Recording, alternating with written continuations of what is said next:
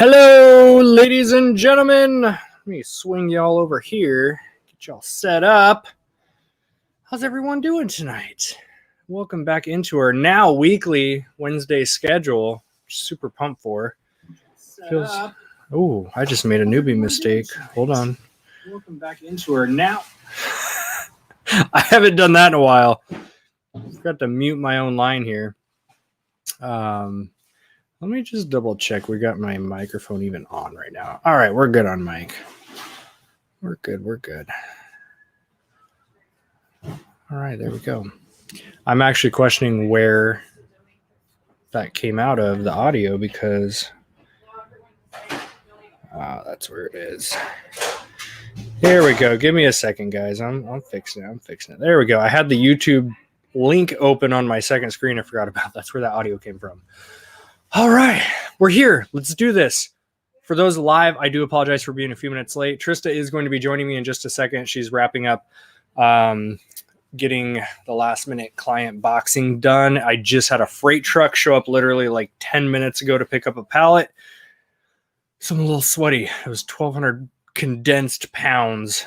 Did not look like much. It was like a half pallet, but that thing's a beast. My chair. Oh, I forgot to grab you a chair.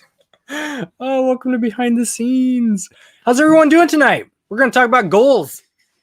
We're going to lay out all the things Tristan and I want to do in this craziness we've created this year. Ooh, that's about to be loud. Oh, okay, it's not bad. You want to join me? Pull up a chair. Oh, you got one too? We got matching Sprite Zeros. All right. Would you like to scoot over? I know. We need like a bench because the chairs push against each other. It's not a bad idea. We should get a little bench or something. Yeah, I'll get right on that. Add it onto our to-do list. Here, you want to be in the frame? Sure. Where are you at? There you are. All right. So we are officially here. We're here. Somewhat on time. I have to try and remember to look there. I know, it's weird. There. The camera's a little bulky, so it can't be like directly on top, but we'll work with it. Open my soda. I'm going to do it. All right, what's it bad? Thank you. Here, let me do this. All right. There, Andre's here. A little better.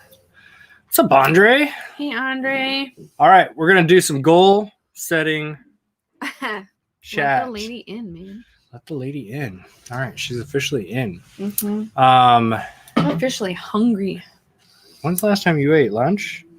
Well, yeah, but I've been snacking, so you want a snack? I need to go get you a snack. No, I'm good. I got the soda. I'm good. So we're going to talk about what we did with our little goal setting sesh. Mm-hmm. Usually at the end of every year, we sit down in a Starbucks for like 4 hours and go over. Yeah. We reflect on the previous year and then talk about goals for the next year. Right. We didn't get to do that this year because... Well, we did. We just didn't do it. Starbucks is closed. For all indoor seating, anything in Oregon is shut down. So our drive-through was open. So we got Starbucks. We sat in our car. Sat in the car and wrote out our goals. Just wrote out our goals, which is just more comfortable sitting down, hanging out with the laptops instead of having them squished in front of you. But... it's fine. Let me pull these up. It's fine. How's everyone doing in the chat tonight? Did you guys have a good day, busy day, slow day? We had the busiest day today that we've had in like 2 weeks. It's been a really good day. It's super productive. Yeah. We had, I was freaking out last week because no one was shipping stuff to get prepped. No one was ordering on Christmas week. I know. Weird. People took time off. Hold on, I gotta open mine now. I was freaking out because I was like, "Oh my gosh, you were stressing." I even told you ahead of time, like it's gonna slow down for 2 weeks. You're like, "Yeah, okay," and then you were stressing. Well, I think we're just like our team is so used to. Hey, Adam. Adam with the super chat. Adam Thank said you, my I'm man. Caffeinated. He knows me.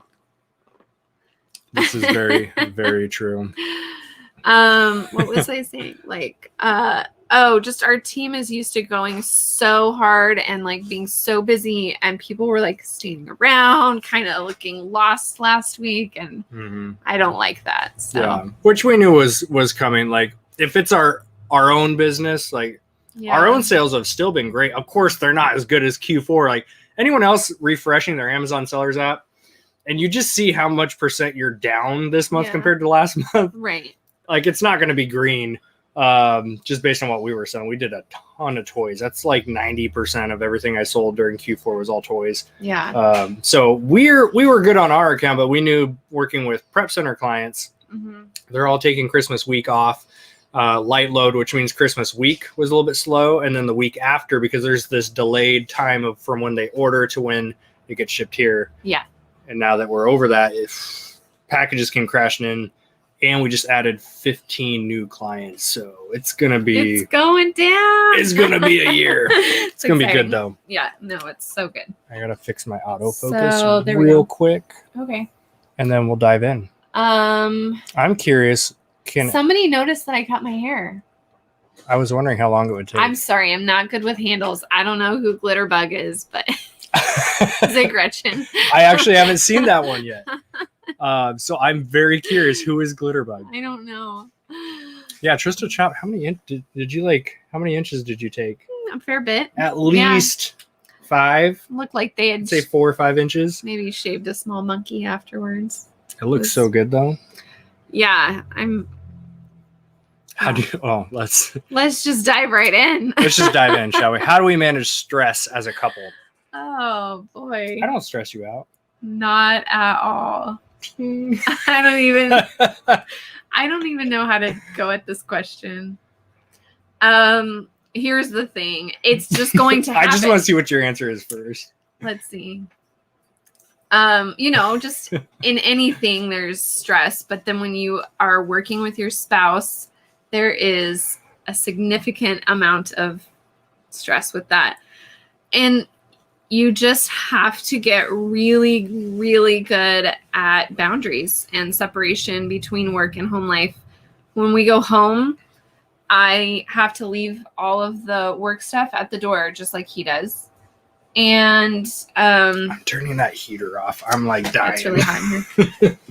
Excuse me, pardon me. It's not. It would be stupid and unrealistic to believe that this is just a smooth sailing boat that never hits some turbulence. So yeah, I mean, there's always stress in anything, but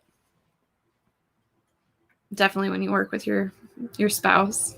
Where are you going with that? I'm trying to drop it down. It's just going down, and I feel like it's worse. I'm trying to go down. It's way worse. Your head's gonna get cut off. No, it's fine. See? We'll just knocking stuff over. No, I completely agree. It's all communication. Yeah, and I think I feel like the hardest part right now is that it's not always easy to freely communicate with Charles when our employees are here.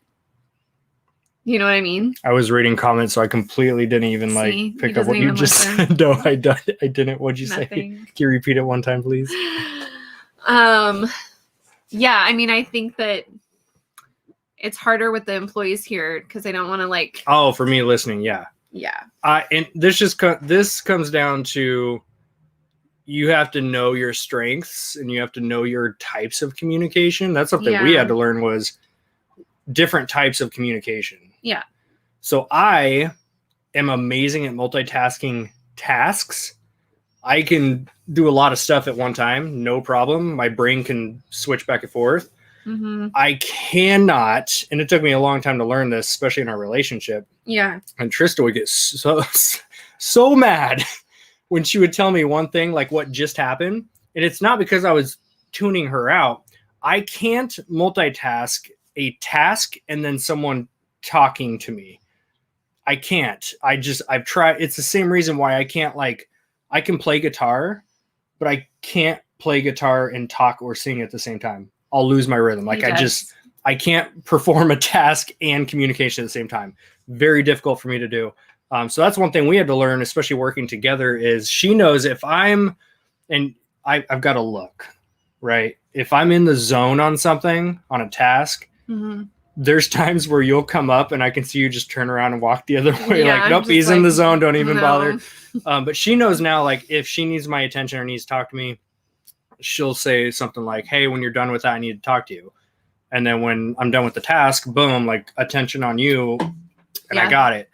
That took a long time. I think that's probably the biggest hurdle we had to overcome. And even now it's still an issue just because, we get in the grind mode and want to like tell each other stuff. And I do it all the time where I'm excited about something stupid and I want to tell her about it. And she's in the middle of a task and she'll be like, yeah, okay. And and I'm working. Go away.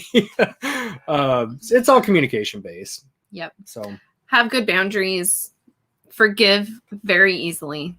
Don't hold on to grudges. You forgive me for everything? Pretty much most everything. Hold on, I saw there she is. What's up, Gretchen? Somebody from Yuma, which my grandma lives in Yuma. Yeah, I saw that. Ryan. Probably everyone's grandma lives in Yuma, but Yuma just has that like my grandparents lived there feel to it. Anyway, we've been to Yuma. It's a cute little town. All right, should we dive in? Yeah. I guess we're just gonna talk about next year. This year now. It feels like it's next year still. I told Trista, I feel like we're in 2020, the sequel. Like we haven't really started. No. No, thank you. Anyways. Yeah. Welcome to my inner workings in my mind. Yeah, so Charles and I usually sit down and talk about like our financial goals, our personal goals, our business goals, and kind of it takes a long time. Usually it's like 4 hours. Minimum 4 hours. And I think our record was 5 hours last year. Yeah. I'm surprised they didn't just like kick us out of Starbucks, but because we only ordered one coffee. It's not like we just sat there. The ROI on our trip was very small for them. Not good.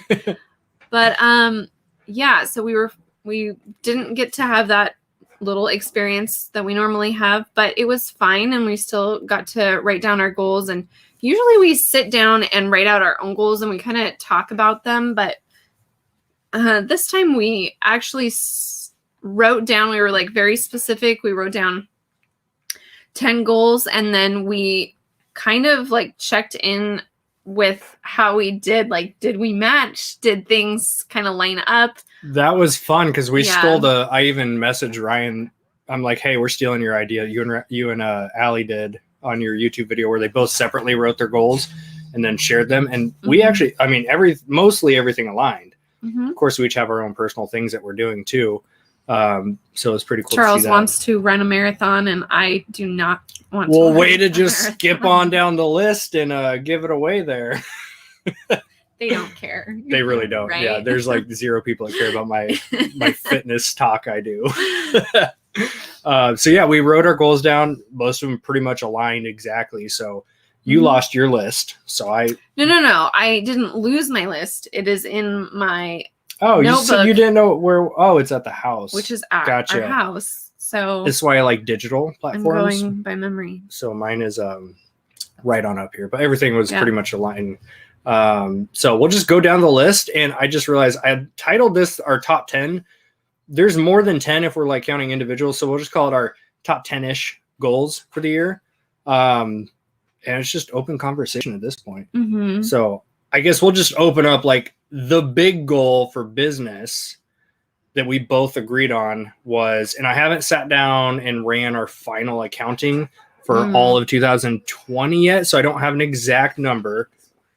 But I believe we actually were able to, I don't think we crossed it, but we got really close to 500K in revenue for the year.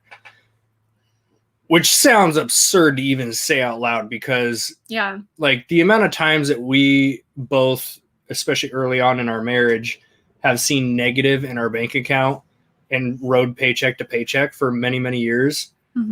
Like we were able to scale and build a company to $500,000. That's crazy. And I know that's still baby steps compared to some of these big guys.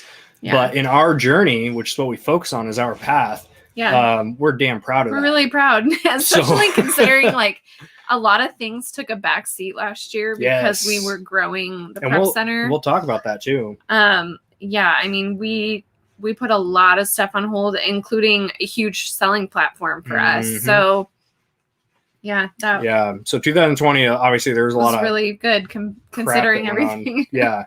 So 2020 was such a weird year because in personal life, we had a lot of hard times in the personal world, and then business took a lot of big pivots and swings and scary times. But ultimately, the prep center really was born out of necessity during the pandemic when it first kicked in back in March. That's when we had to pivot all in and build our prep center, which ultimately took off, and we were able to prep 150,000 units for clients, which brought in roughly $150,000 in revenue. Of course, we've got employees and overhead and expenses that come out of that.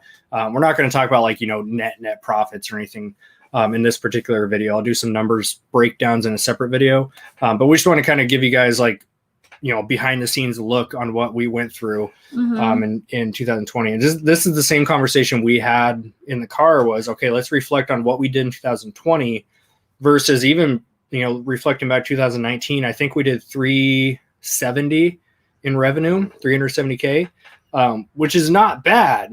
And we really were just still trying to figure things out and find our strengths. And when we found our strengths, we found prep center and helping provide this service to clients was a huge strength that we really didn't even realize we had. So we just pivoted and went all in on it.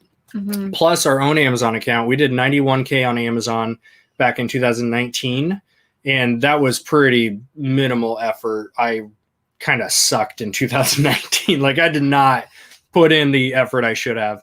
And then we were able to scale that to 208K in 2020, simply just from focusing, ordering more product, and dumping more money into it. It's not like we switched anything. It was still retail arbitrage, online arbitrage. And then we started working on relationships with wholesale suppliers, which was a huge portion of the big change we made in 2020 for our Amazon buying.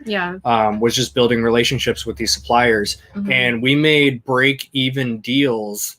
We purchased product to break even on it, which sounds painful, and it was. Still hurts my heart to think about those. But sometimes, and these are tips I've heard from the mega big sellers. I know. Is sometimes you have to put up that cash to show these guys hey, I'm a legitimate person here that wants to build this relationship and build a business with you. And so by doing that, it kind of unlocks some of those better deals on the other side where they start to message us first before emailing their email list. And some of those deals we made thousands of dollars on. So those types of relationships were a huge pivot we made in our own personal buying and selling on the Amazon platform. So with doing 500K 2020, of course, we're reflecting what do we want to do in 2021. The big number is we want to chase 7 figures at this point. Why not? We're already halfway there. We've got the things in motion. We've built the foundation for them. This is the year. And you were talking to somebody, another entrepreneur, and he said year 5 for him was the year that it clicked. And we are and there's so many people I've talked to that say the same thing, that 5 and 6 year mark seems to be the unlock for a lot of people. So we're in year 5, right now, we just started year 5 in November, and this year it just feels finally everything is clicking how it's supposed to, and just moving quickly and more effortlessly than we've had in a long time, or ever actually.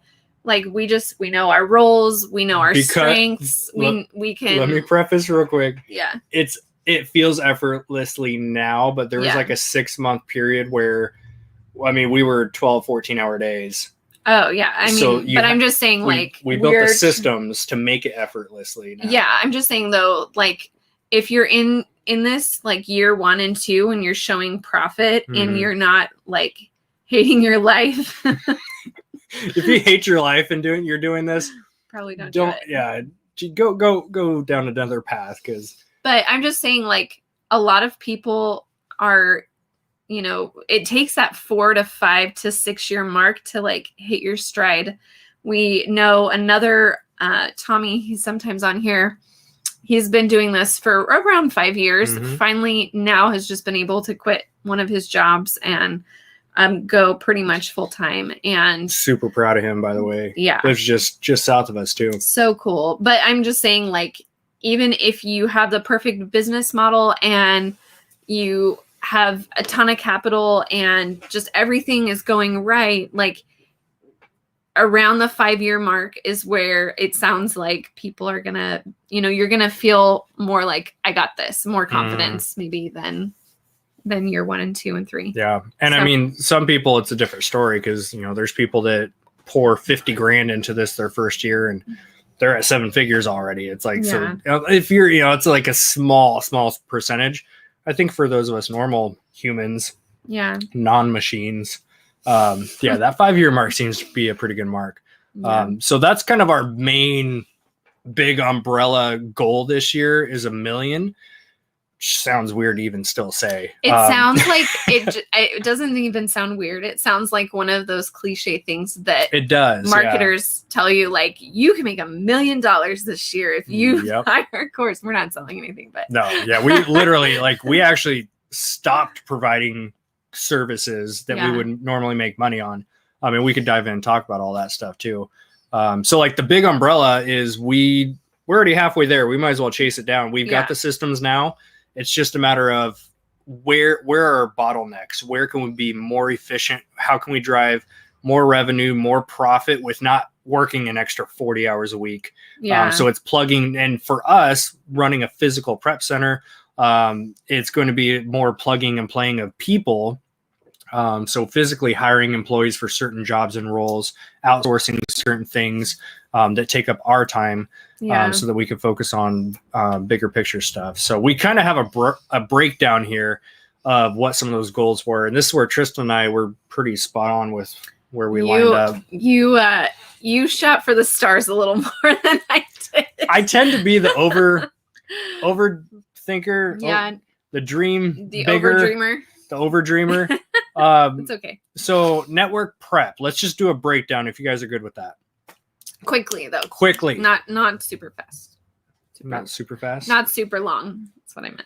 Network prep is our prep center. So we take on Amazon FBA clients. We prep and ship products for them. We did 150,000 units. Our first year was 2020. Our rough draft month was December 19. And it went super well for us. We had 3 or 4 people. We shipped maybe 400 units. And I was like, oh my gosh, that was such a busy month.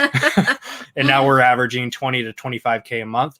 So just being on that path, we're pretty set to do at least 240,000 units just at cruise control right now, which the engine is run by our team. Like Trista's still prepping on the line several hours a day. I prep very minimally anymore because I'm focusing on our other faucets of our business.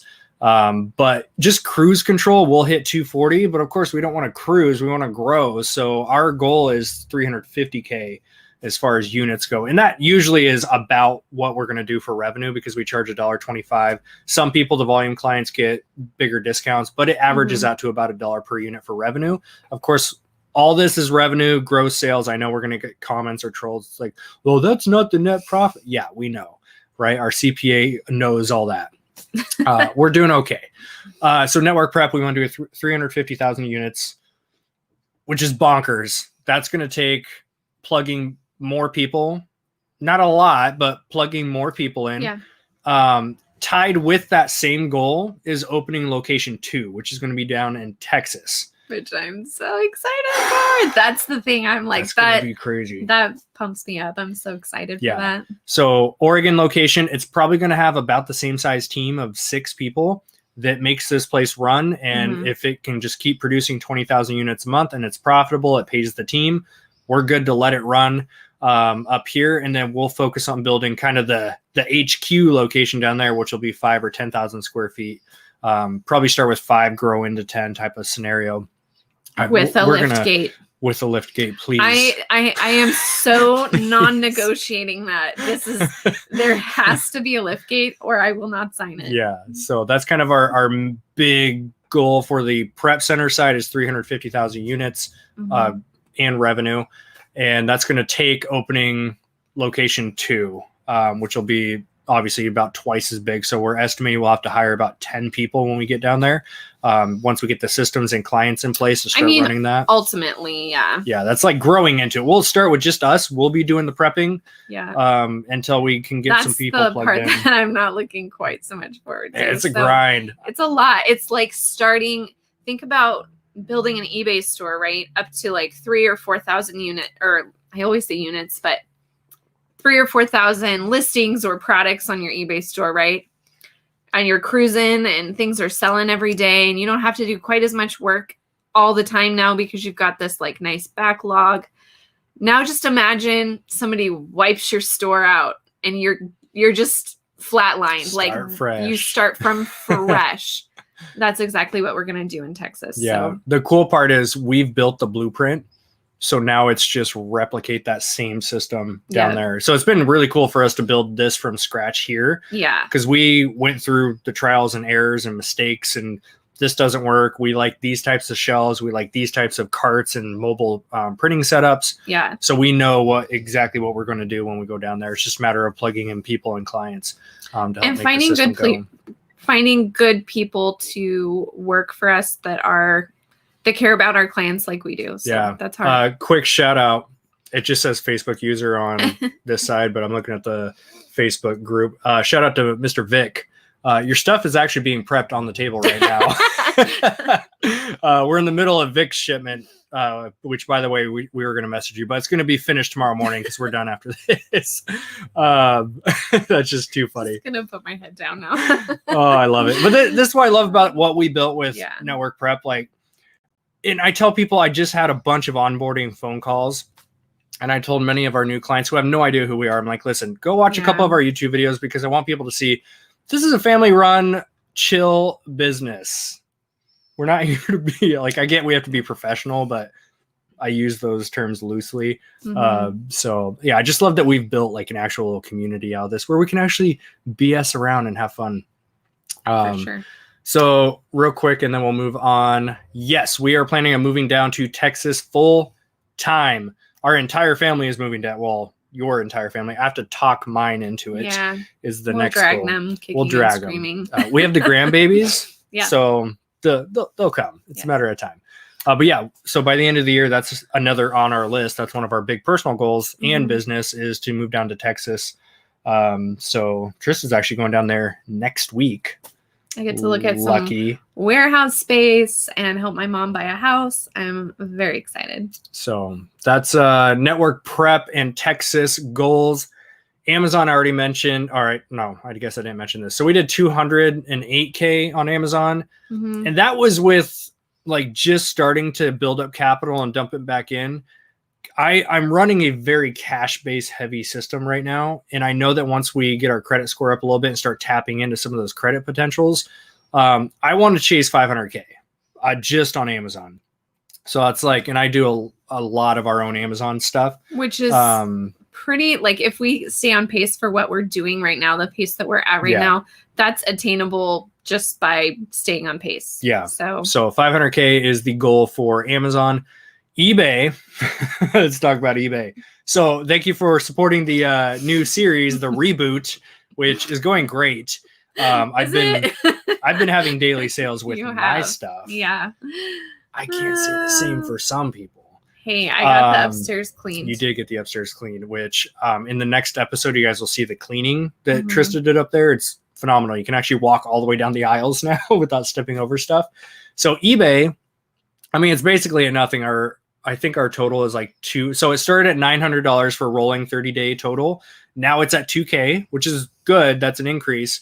But now putting actual effort into it, we want to do, and this is, I think, our biggest difference was, you said 60K you want to do this year on eBay, and I said 100. Yeah, because why not? It was a pretty big discrepancy. I'm just we'll flip a few VCRs to make up for it. It's fine. I want to hammer on eBay pretty hard this year, and it's just going to be, it's nothing big and extravagant. It's just staying on task with 5 or 10 listings every single day. Yep. So that's what I'm personally going to be working on.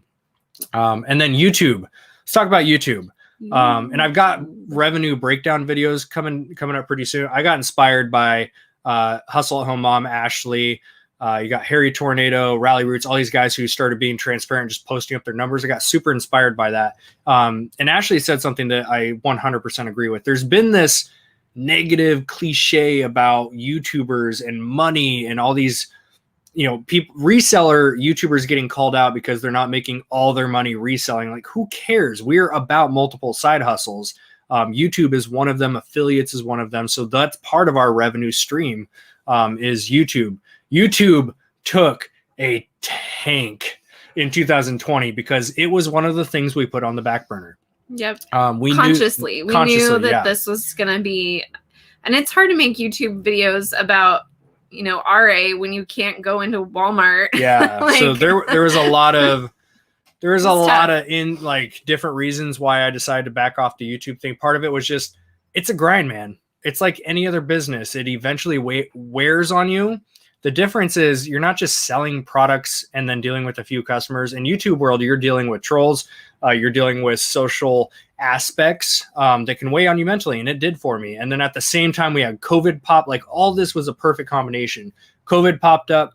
RA kind of became dead around here. Like, we couldn't go into Walmarts for a while. But we couldn't buy more than they were limiting one item, 2 or 3 on stuff. So yeah. It was very difficult for me to do RA videos, which is what our top revenue producing videos were. Mm-hmm. So in this next ad revenue video I'm going to be making, I'll show you guys the graph, how it went from like $2 or $3 grand a month to literally the graph drops.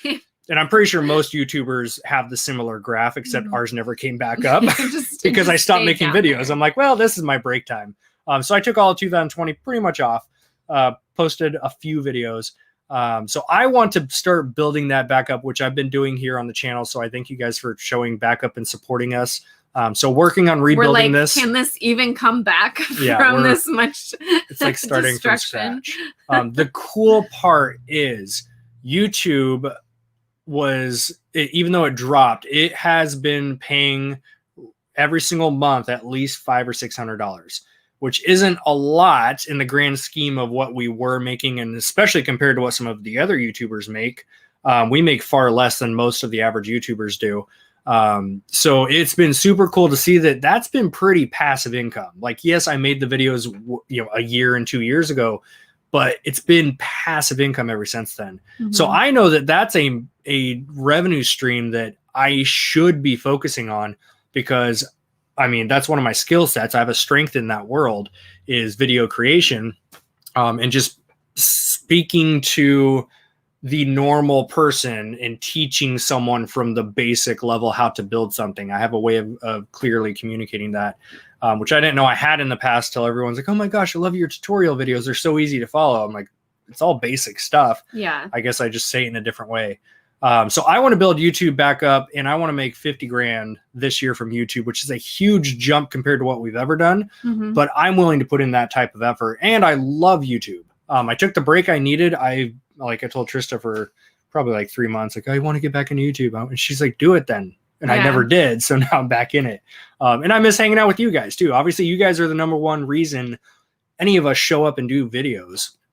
Ad revenue is always a secondary thing. Affiliates is always a secondary thing. Like, yeah, it's a revenue stream, but we're here for you guys. And the fact you guys show up to a live stream is why we keep showing up. So we appreciate you guys. But that's one of my personal goals. Ryan also said he wants to add 100,000 subscribers. I was like, all right, I can do that too. Let's do it. So Ryan and I, Rally Roots, we're going to be adding 100,000 subscribers to each of our channels. So that's another goal I have for this year. That's a big goal. That's a big goal. Affiliate deals and commissions. I would like to get paid out $50,000 this year on different affiliates, sponsorships, that kind of stuff. One thing I want to do that we haven't really done before is I want to start making our own digital products. Maybe I don't want to go down the road of like courses, because I feel like everyone does courses, and there's nothing wrong with that. I like to be a little bit different.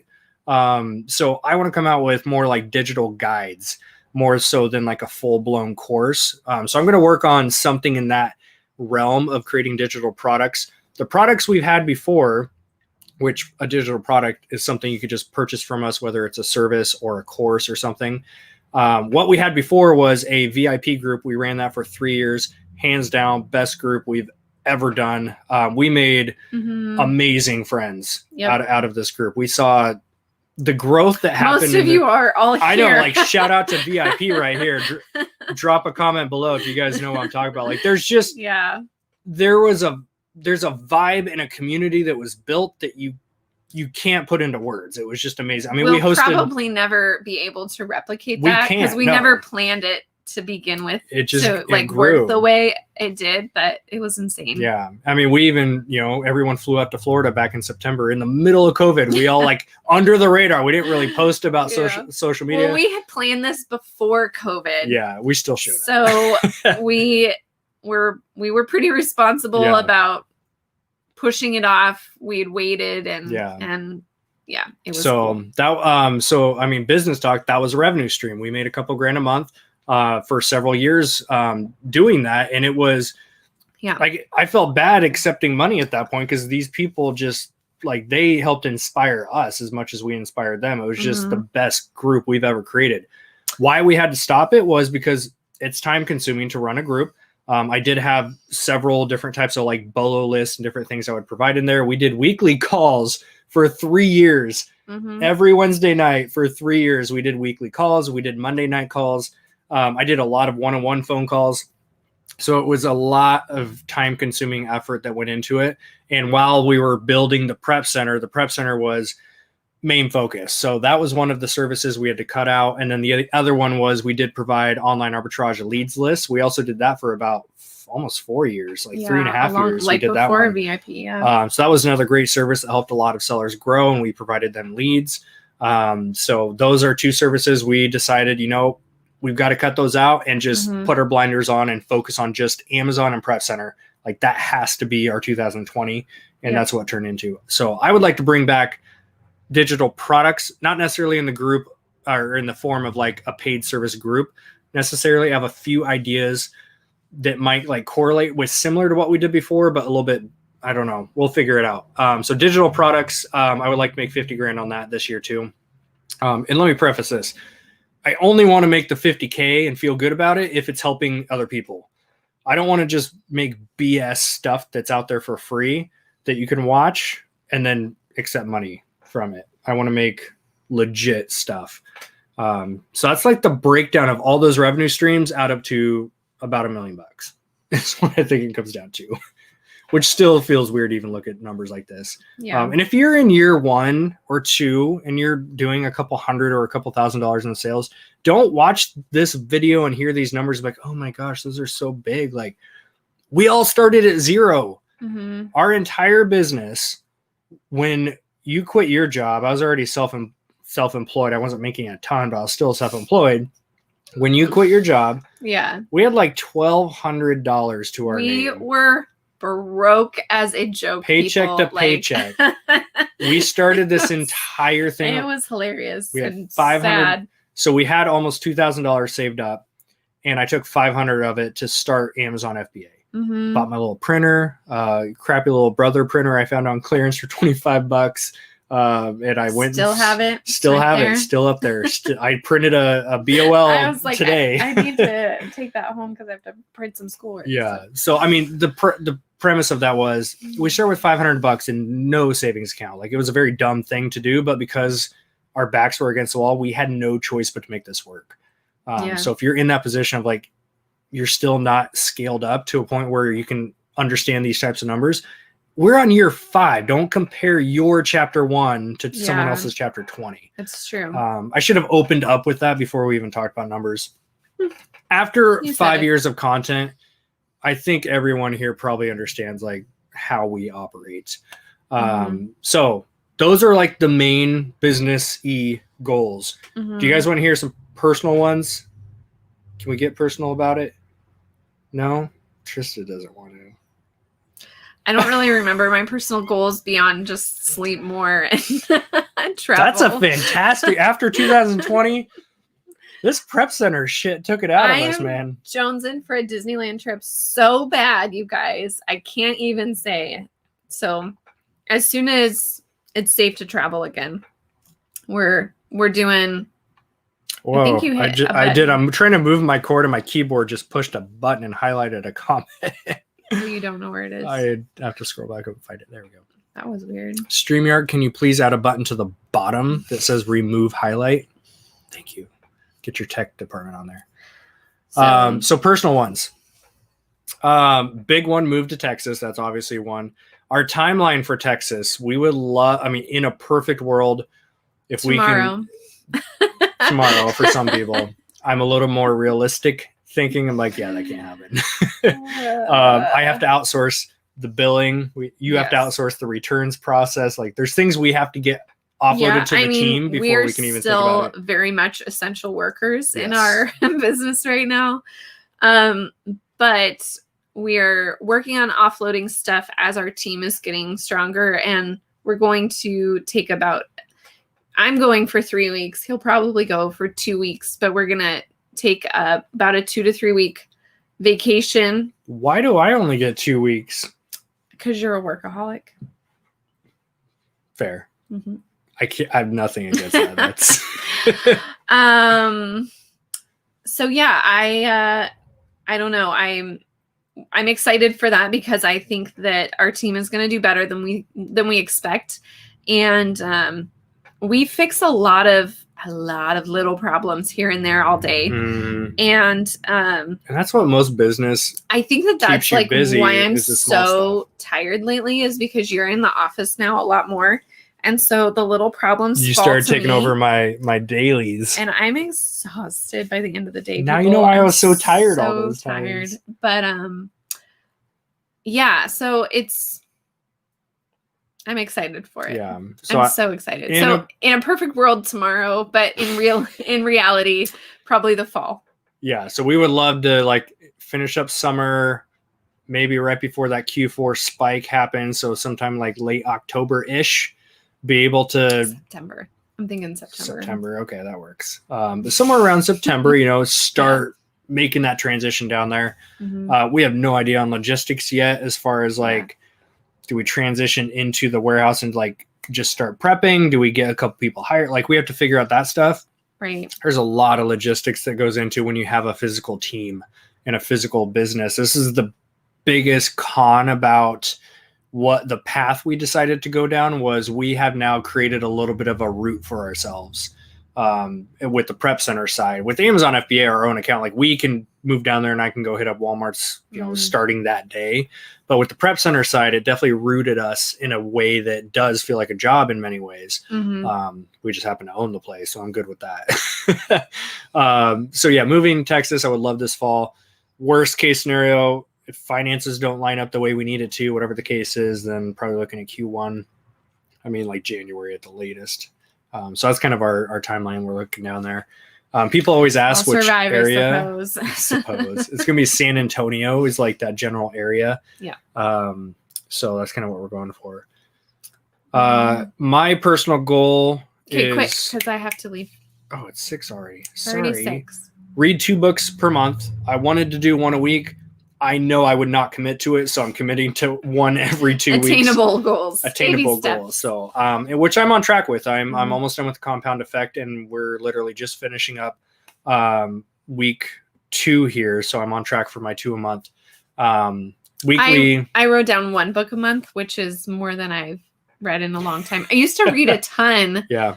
But now I have to keep Tiny People alive, and it takes a lot more work. So. Tiny People are time consuming.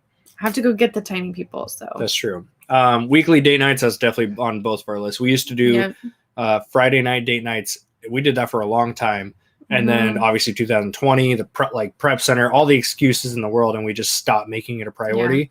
So that's definitely a priority back again. So Monday nights has been, our schedule's been weird. We're both leaving on mini vacation tomorrow. We're actually going to go to the coast for a couple nights by ourselves. No little people. So we didn't do a date night this week because we get a full 3 days. Yeah. And then you're gone next week, so we'll probably do date night Monday night. So it's kind of what we're looking at is weekly date nights, just making each other a priority again. More, and I also put on there more family time, not just more family time, like hang out in the living room watching TV family time. Like COVID makes this very difficult, but I want to go out and do stuff with the kids and with you. Yeah. Which really that's hiking in the rain. Like we have nothing else to do around here. Everything is shut down. We're under flood watch right now. Yes, our county is. So we're not going to be going anywhere for a little while. Yeah. But So more family time and just being present. Like I definitely am guilty of this. Like everyone else, I tend to just keep my phone with me in every room. And just constantly, like, I get the pings and notifications. I'm constantly checking stuff. So I just want to get better. When I'm home, like, my phone is up on the TV stand. Like, I don't need that. Like, if it's something urgent, people know to text me, not message me on Facebook. Like, I don't need to be checking Facebook messages at home. If it's urgent, they'll text me directly. I'll get a text message. I don't actually get Facebook or Instagram notifications. I turned those off a while ago. That's been a lifesaver because then I'm not ping, ping, ping, ping, ping. So if anyone needs me, they know to text me, not message me on any other platform. So personal goal, 750 credit score. Our credit has been shit for many years. I started working on it like a year ago. I maxed out credit cards to buy inventory for a few months. I didn't pay them off in full, and that dinged on the report. So it dropped again pretty hard. They're all paid off now. They're all at 0. So I'm just waiting for that to reflect again. It should pop back up. Hanging out at I think we're hanging out like 660-ish right now. So I would like to see that get above that 720 mark. In a perfect world, I want 750 because I know 720 is kind of that sweet spot where you can start opening up credit lines. You can get, the rewards cards pretty easily, all that stuff. And then the last one Trista's excited about, sell my Mazda 6 and get a truck.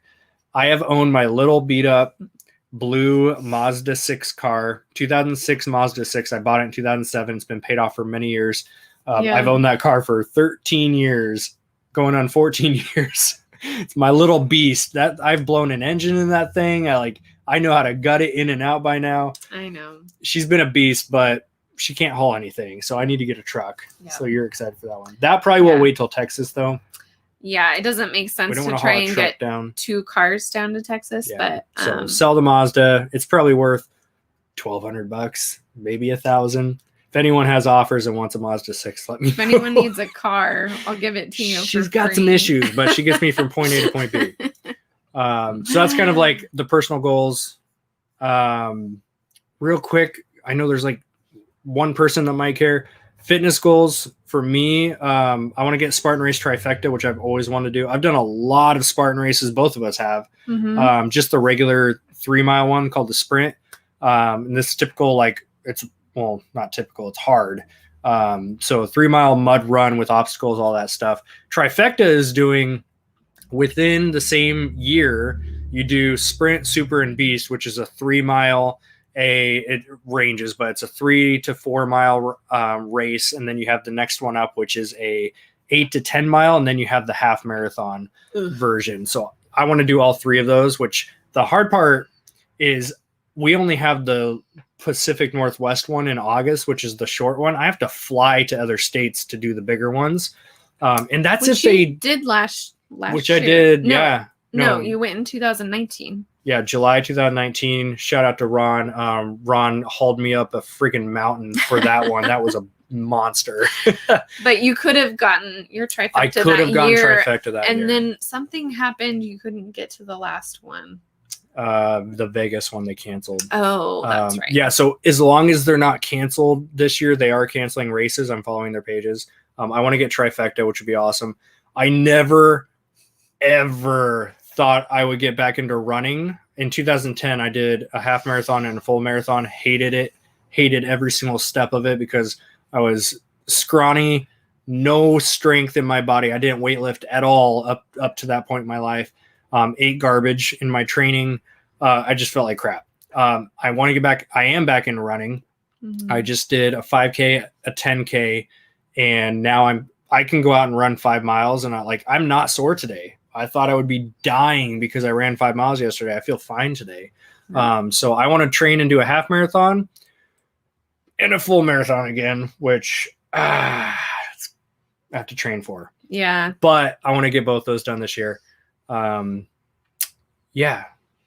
So Mhm. I'm not going to mention this one. I want that one to be like a surprise. Yeah, we can't talk about There's that. I made a projects tab. There's a project we actually have owned the domain and the branding for 2 years now. No, 3 years. It was the old space. 3 years we've owned this brand and never did anything with it. And it's something that can help every seller out there. Mhm. I want to work on it this year. I want to launch it. It's going to take some time and money. Yeah. But I think it's the right time. We're in the right place to actually like put some money into it and build it. We finally have a little extra time to set aside to market it properly. Like we could have done it on a shoestring budget and it wouldn't be done right. Hacked it, but it would have been wasted effort because we wouldn't have been able to do it right. So this year we can focus on some really fun projects, which like it's fun to do these big projects like the prep center or, you know, finally getting our eBay stuff back together, kind of built back up. But it's really fun to do these creative projects, which Charles is super creative and I'm slightly creative. So it's slightly. Yeah. That's anyway, hilarious. Do you have any? That was mainly my list. Do you have any extras yet on yours? One of my personal / business goals this year is to do more meetups, which I know COVID is still a thing and we're still kind of navigating it all. But once COVID is gone, just totally wiped up, probably tomorrow. Then I would really, really like to do some kind of meetup structure in like different cities from where we live, even if they're drivable. Like we can get to Utah, we could get to Salt Lake pretty easy. And that's we could get to San Francisco pretty easy. Seattle's not that far. There's a couple of major cities that we could do reseller meetups. And then, you know, obviously we'd like to fly and travel a lot more once things settle down. So that is one of my big goals is to plan some fun reseller meetups. And it probably wouldn't be anything beyond dinner for 4 or 5 hours and hanging out. It would not be like a paid, you know, speaker convention thing or, you know, over a weekend. It would literally just be a night. So, which of those have been like we've done both and they're my favorite. The casual meetups hands down have been the best ones we've ever done. And from what we hear as feedback, those have been when people get the most amount of nuggets. Yeah. Right. You can go listen to speakers all day long and pay $500 to go somewhere. Yeah. Most of the information just like it's phased out by the time you even get home. Yeah. But man, when you do these meetups and they're super casual, even like Florida was awesome. Like that was a paid thing. We broke even. We didn't make a dime. but we had a great It was time. very casual. It was so casual. Yeah. So it was really like literally, I mean, we talked about business the whole time, but everybody loves their business and they love working on their business. So it's so easy to talk about work with basically your coworkers for an entire weekend and really just get nuggets out of each other. Yeah. Hands really down. Great. Yeah. And you've always been awesome at doing event stuff. Like the second there's an event coming up, you're just, I'm in. And we talked about that too, like 2 years ago or something, how it'd be fun to have some type of little like traveling, like side hustle network meetup in these major cities. And we'll have a legit like tour schedule almost. And every time we travel just for personal, you know, Disneyland or something like that, we've always done dinner meetups and they're awesome. Like there's no other word. They're awesome. Somebody said that we could have a casual meetup in Puerto Rico. Casual meetup. So fine with that. I'm so good Might with take that. a detour down there. There's a bunch of comments. Somebody said that they just started reselling full time in May. And just gave us a little shout out. So thanks so much. There Oh my gosh. are so many reasons to not do YouTube, I will tell you.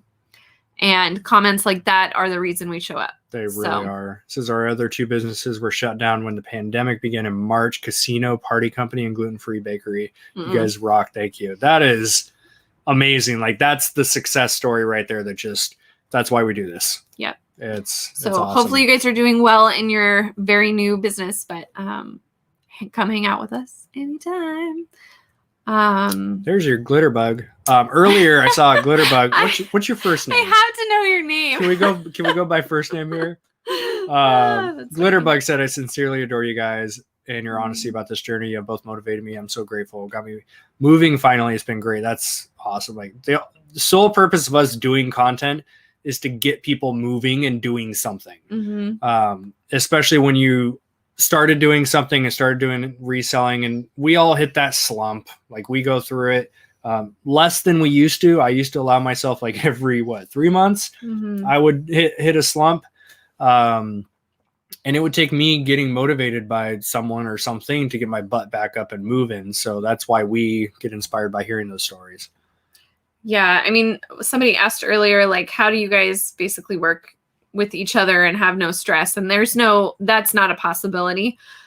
But I will say that the nice thing about working with your partner, is that you have the accountability. And if you're a solopreneur and you're just doing this and trying to make it work, and even if your spouse is supportive, it's not the same. It's much harder even if your spouse isn't supportive. That's a total uphill battle. But yeah, I mean, we have each other to lean on, which is, I recognize, very rare. We're very, very lucky. So, and that didn't happen quick. That took, the first 6 months of doing all this. You.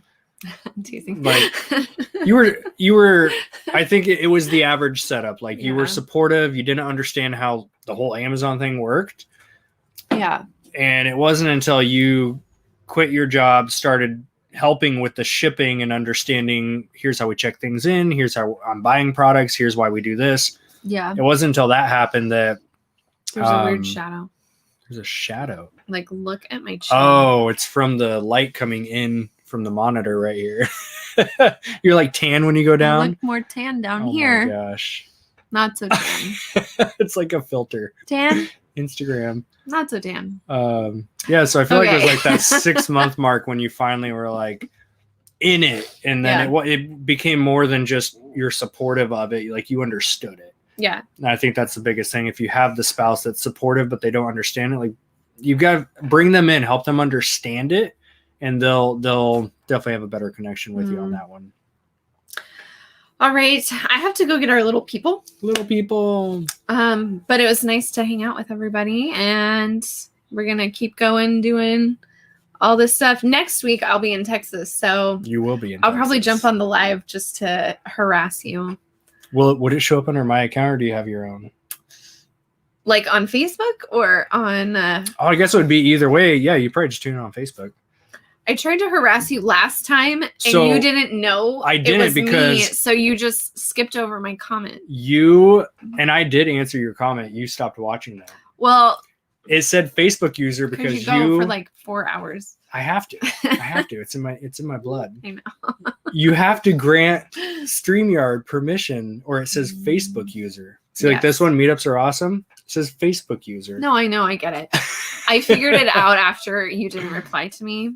But I always harass him because he'll like do an RA day, and he comes back with new clothes every time. Like, he's like in Ross, and I just bought this Under Armour shirt. And so I was like flicking him. See, but then because he had a brand new shirt on that I haven't seen yet. My methodology is like, hey, if I flip these other 3 items to make profit, mine's free. Oh yeah, for sure. That's how I got half my collection stuff. I didn't actually pay for it. It's the stuff I bought with it that I flipped. Keep telling yourself that, buddy. I don't know. Does anyone else do that, or is it just me? Oh my gosh. All right. I'm gonna go. Gretchen's gonna kick you out. Oh, I'm gonna get booted.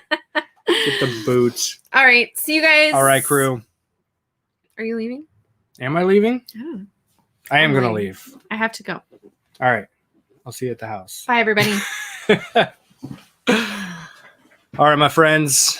I'll hang out. You got 5 more minutes. Then I got to finish up what I was working on. There we go. All right. Yeah, so that's been our goal setting for the entire year.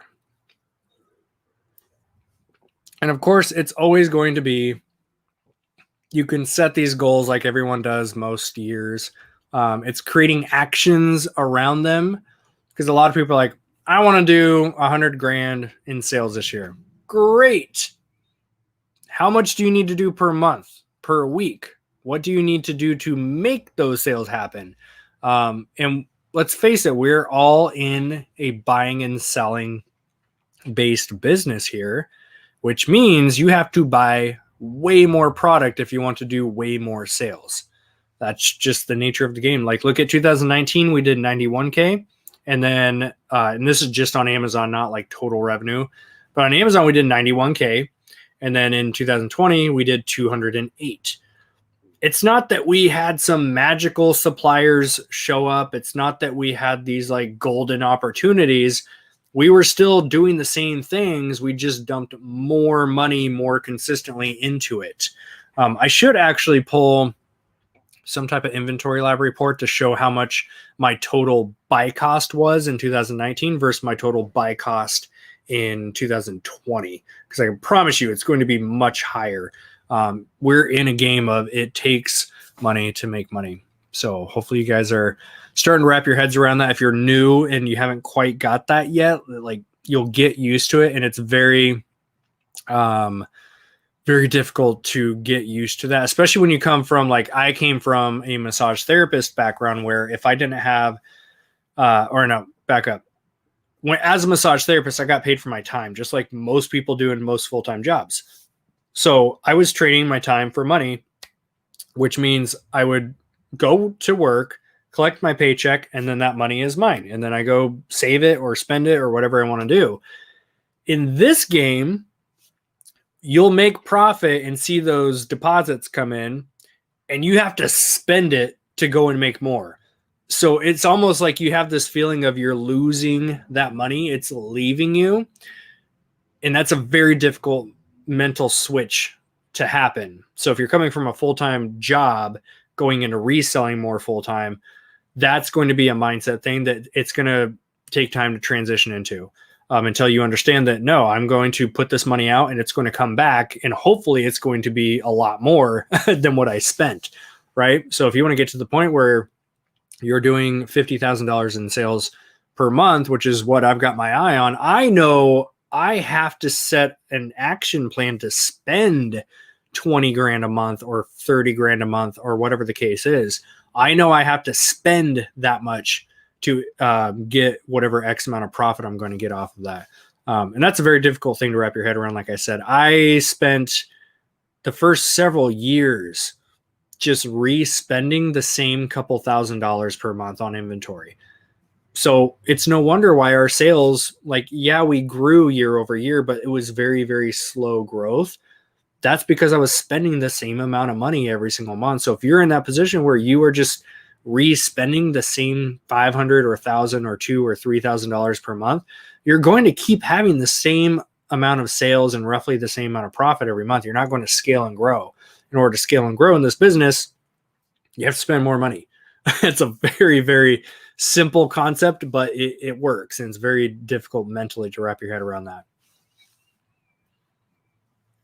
Oh my gosh.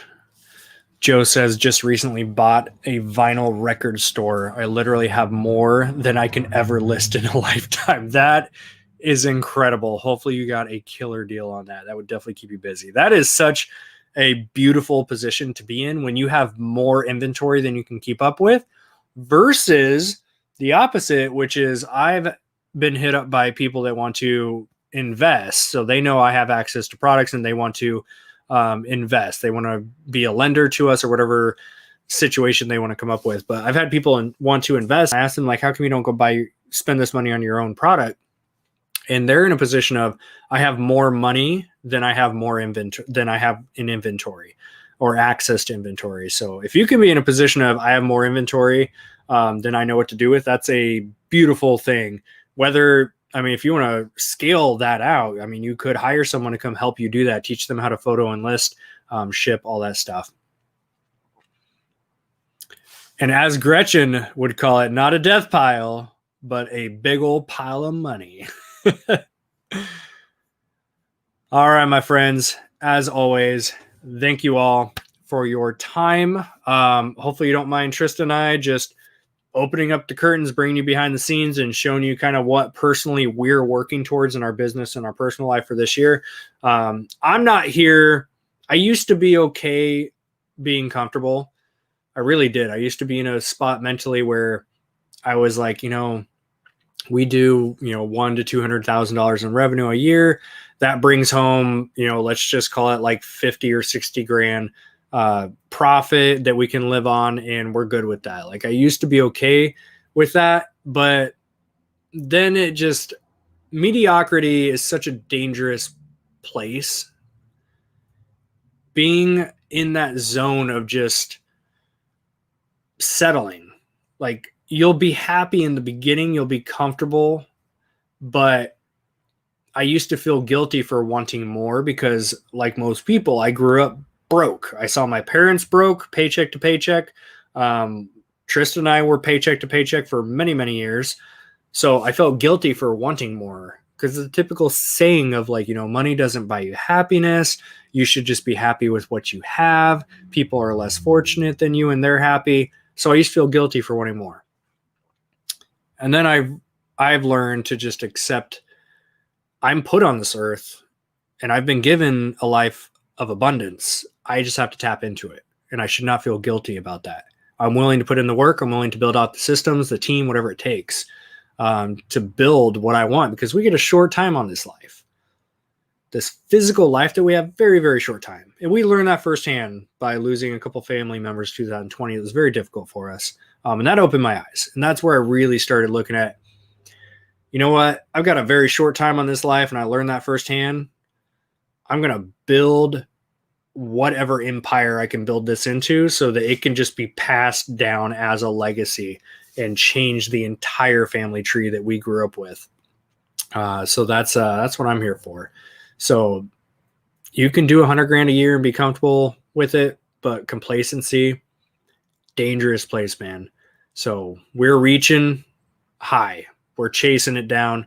We're building, we're failing, we're learning, we're redoing, we're testing and retesting, leaning into what works, getting rid of stuff that doesn't work, and going from there. So hopefully you guys don't mind us doing more videos like this, where we just open up the curtains, bring you behind the scenes, show you our thought process.